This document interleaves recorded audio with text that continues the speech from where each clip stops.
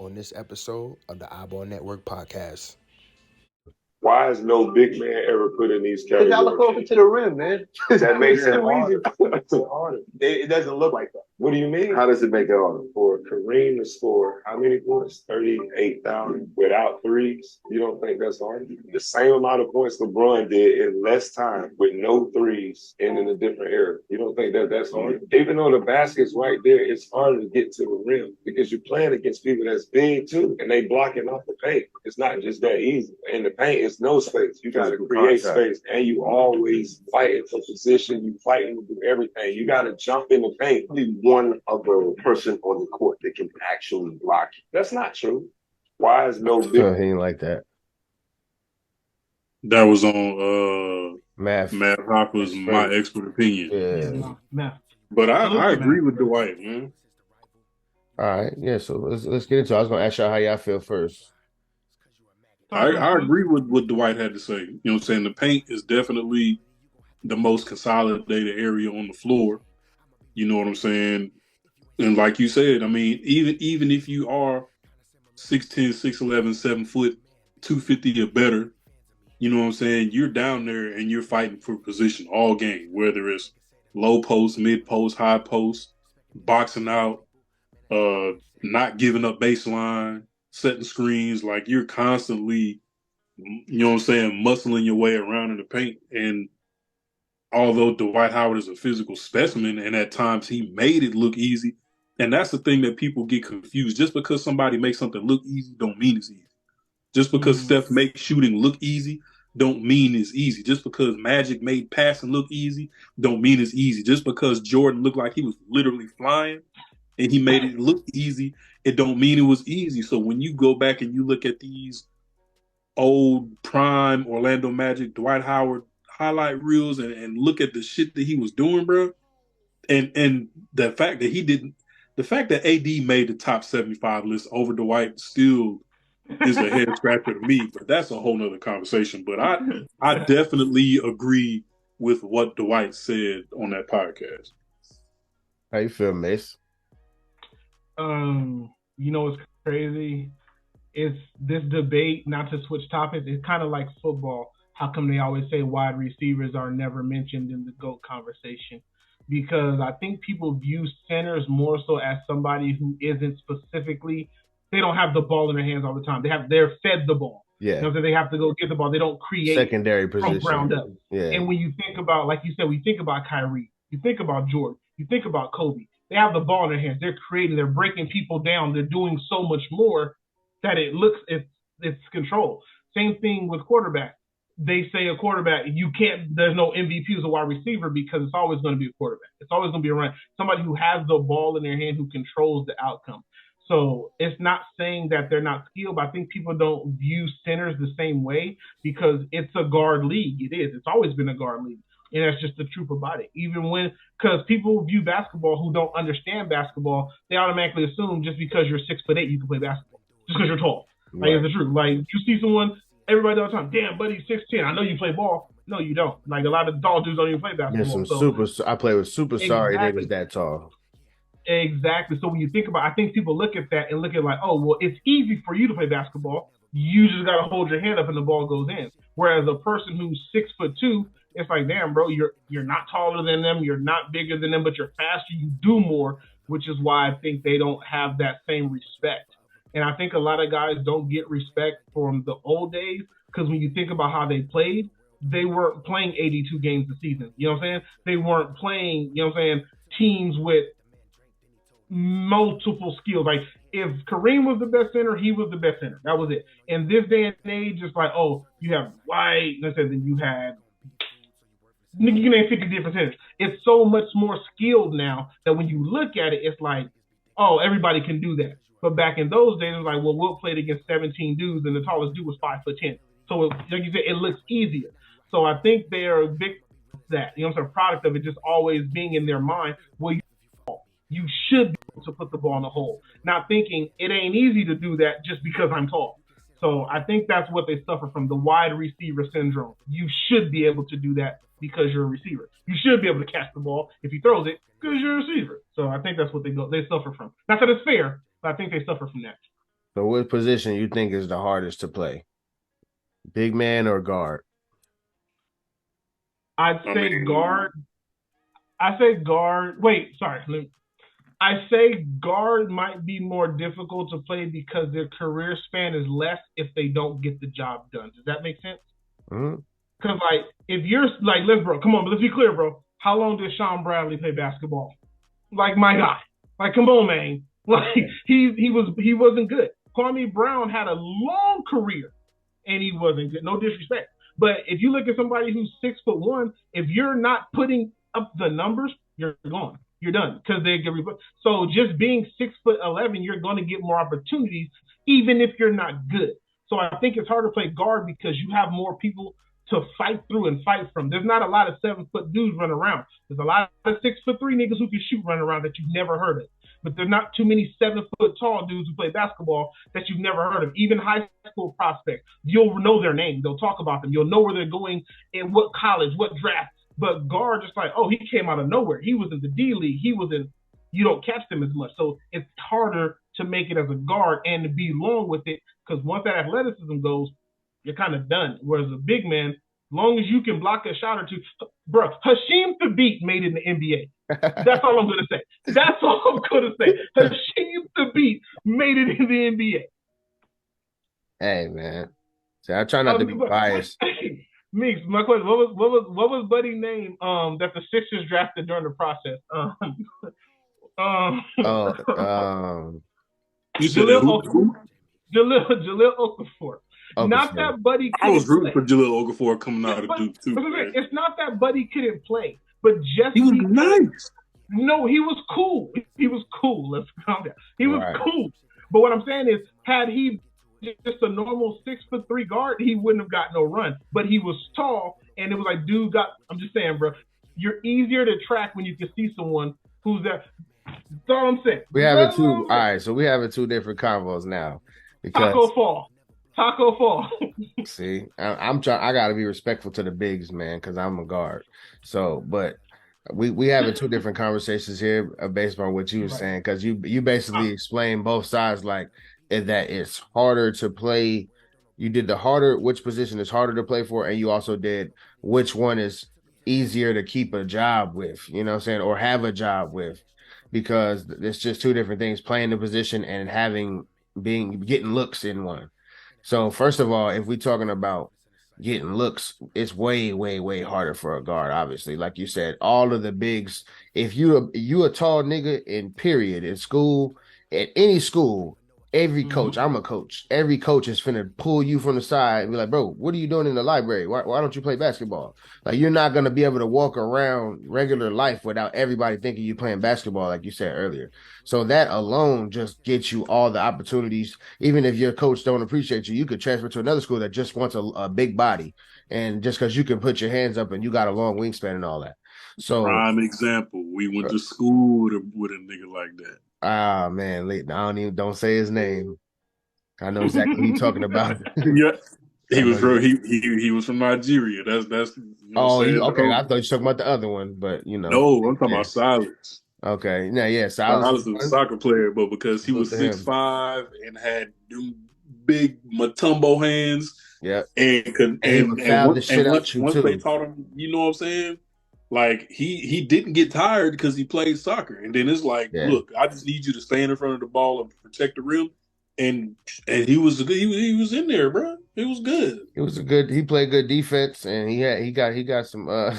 He filled up. He got them 5 fouls. He uses fouls up very wisely. I'm just saying that. You know what I'm saying? He was Dennis Rodman for our squad. But to your point, the fact that he was tall.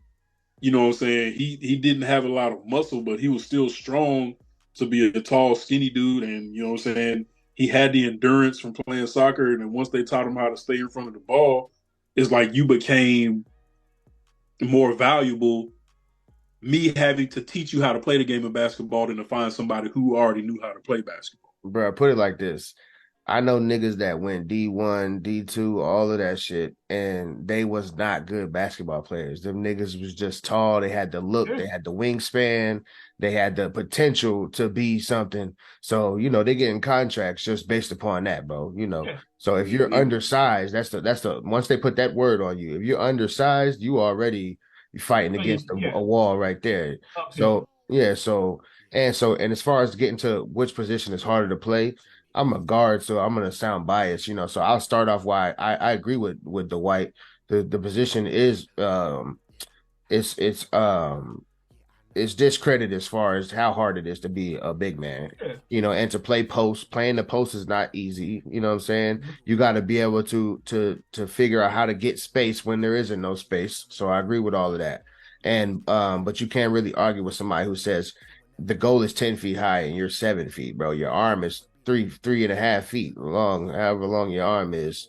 And so you definitely just could lay the ball up and dunk the ball. Look what Shaq was doing. Shaq, that's why he didn't care about losing weight, because he's like, if I can kill these niggas at 380 pounds, nigga, why do I need to drop weight for? As long as I can get up and down that court, I'm good. So if it ain't broke, don't fix it. These niggas can't stop me no way. One way or the other. And a lot of this shit is circumstantial too. So as far as how hard the position is, I think it's the degree of difficulty is based on who you're playing against too. So now there's a whole bunch of difficult guards in the league. Like right now, no question, the guard is the hardest position. If you make it to the league right now, it's the hardest, because you're going to get in the league in your first year and you got a Kyrie one night, Steph Curry the next night, Luka and Kyrie the same night, Dame the next night, De'Aaron Fox the next night, Jamal Murray the next night. Like, bro, you're going to get ate up every single night.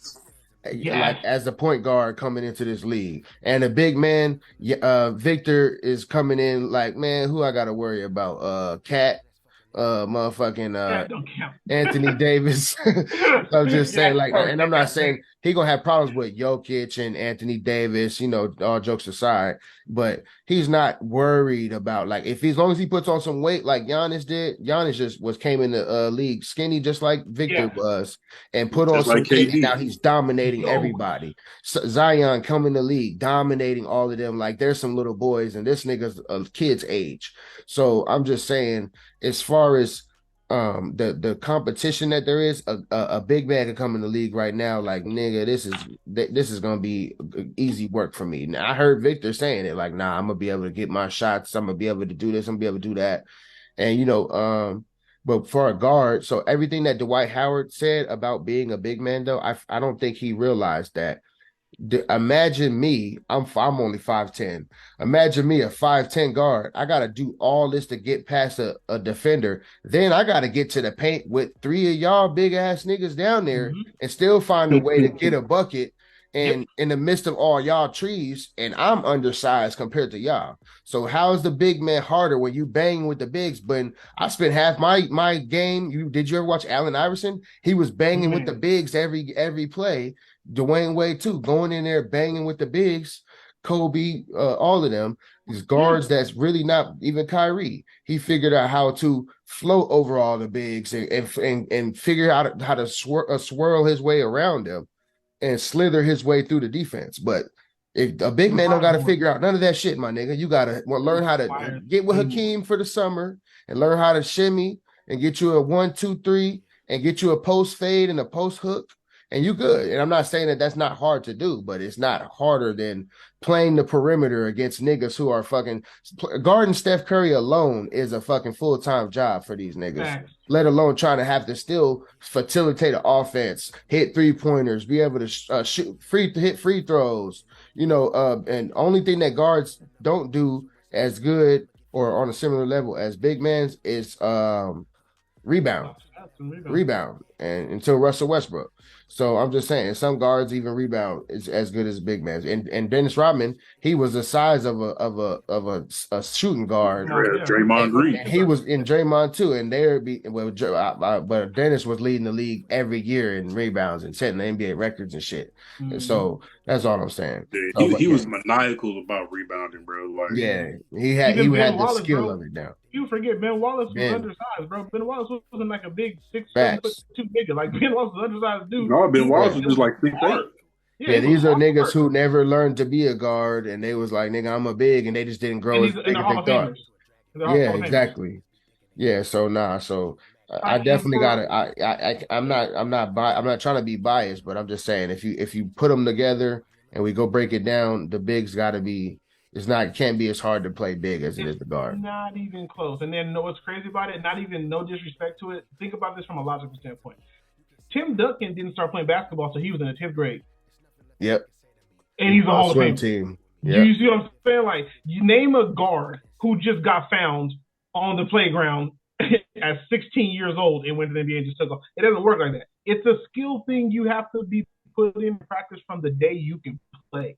And you don't just walk, like you said, you don't just walk in and go, damn, buddy's 7 foot tall. Oh, he's 6'1", he can play. No, you have to prove you can play when you're 6'1".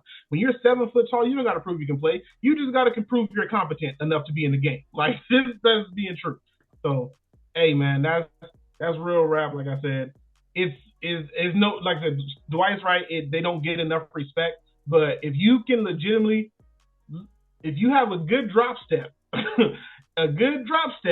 and you can do enough rebounding, you have a job. In the NBA, if you got, like I said, dribble, shoot, facilitate, defend, shoot 90% from the free throw line, shoot 40% from the three. If you can't do all that, you don't have a job. You can play big, average 2 points a game, but get 10 rebounds a game, and you'll have a career that can last you 10 to 15 years.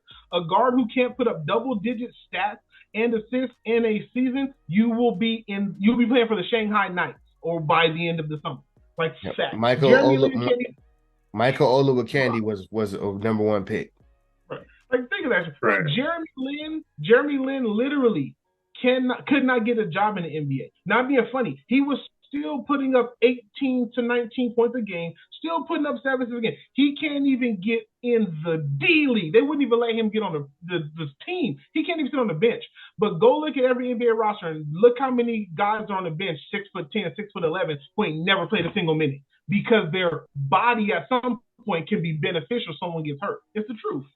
Udonis Haslam been on the bench for the last 10 years to get fouls because he's a big that can come in and put a body on somebody and get fouls. So I ain't trying to disrespect the bigs, man, but yeah, like just playing guard is crazy. Like, and to me, like, and back to what you said, because you brought up football earlier too. I wanted to say this before we get on to the next topic.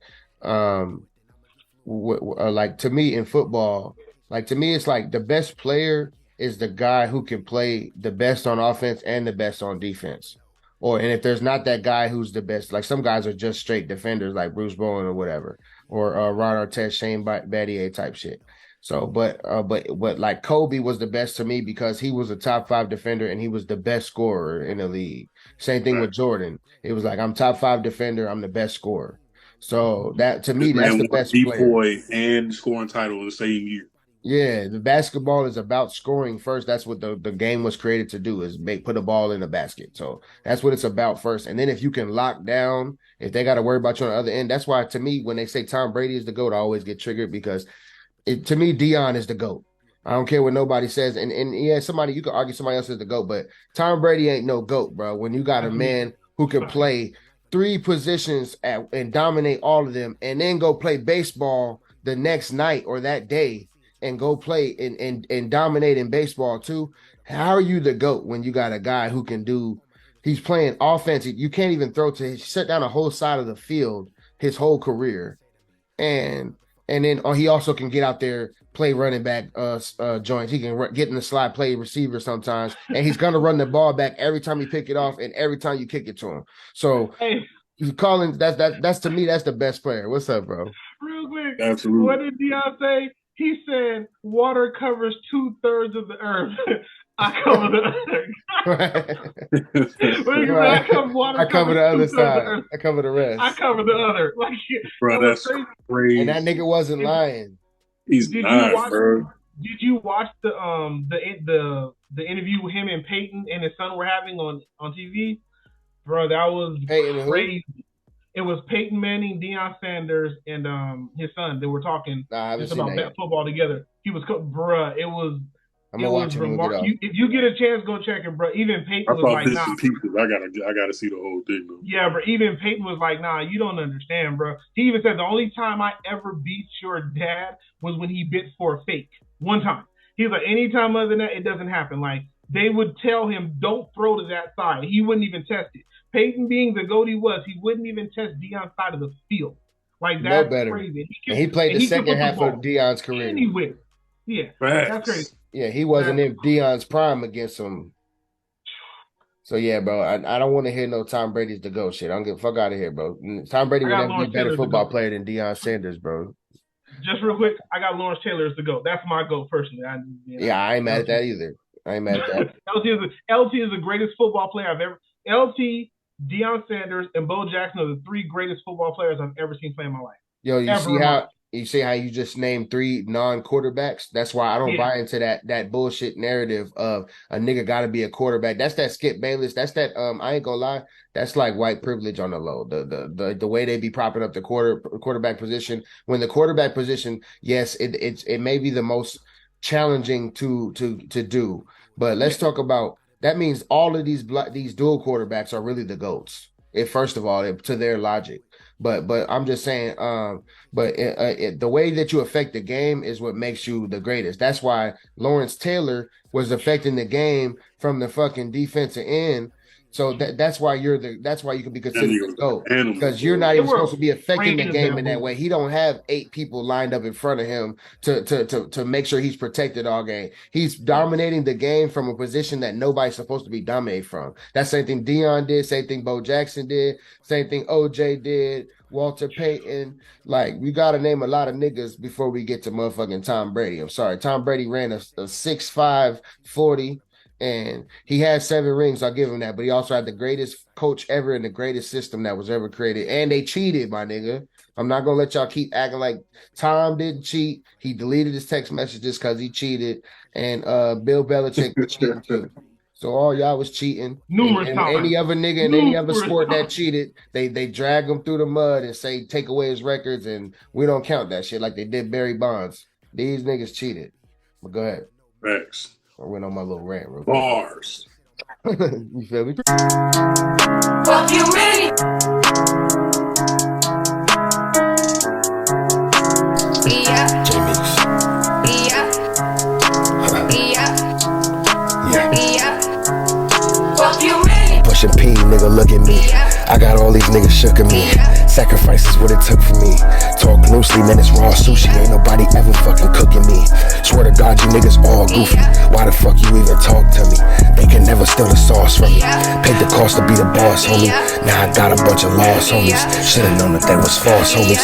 I would never take a loss, homie. I won't let another nigga disrespect me. I'ma have to put the pause on it. Wanna nail me to a cross, homie. Nah, pussy nigga, kill me first.